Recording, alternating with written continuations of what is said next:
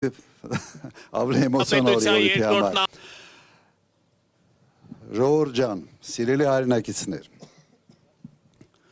շատ եմ մտածում դրա մասին, թե այս մարդիկ, այս իշխանությունը էլ ինչ պիտի անի, որ Հայաստանում չմնա գոնե մեկ մարդ, որը իրենց աջակցի։ Ինչ վատ բաներ հնարավոր էր անել, արեցին։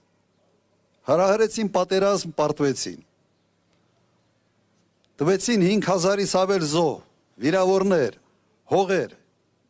հասան Հայաստանի հողերին, Հայաստանի հողերը տվին։ Հիմա էլ ինչ կարող են անել։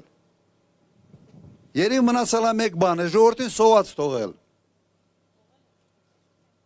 Հիմա այդ ճանապարհն են բռնել։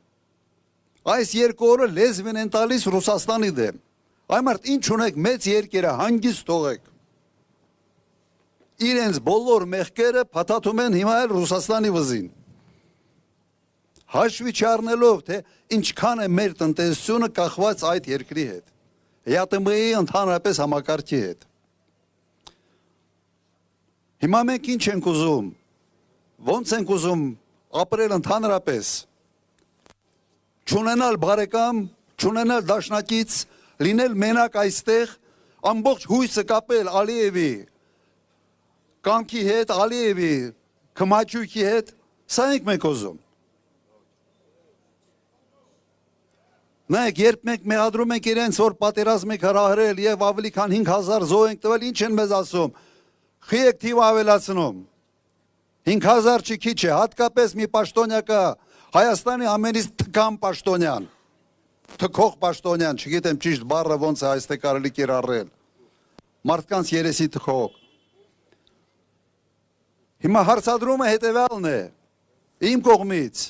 դուք դրա այդ երիտասարդներին, որ զորակոչել եք, զինկոմիսարիատներով ցուցակներ ունեցել եք, թե ոչ, մարդիկ անուն ազգանուն ունեցել են, թե ոչ,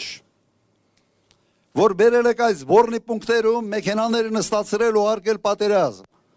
այդ մարդիկ անուն ազգանուն ունեցել են, դագաղները, որ հետ են եկել, սառնարարուց մեքենաներով, համարներով են եկել, համարներով, հիմա ասում ենք, հրապարակեք, հարգեք այդ մարդկանց հերոսությունը, մեր հերոսներին հարգեք, տպագրեք, մի հուշամատյան սարքեք, թո բոլորը իմանան, թե ինչ է, եթե մենք սխալվում ենք քանակի մեջ, ներողություն կխնդրենք, հարցը դրա մեջ չի,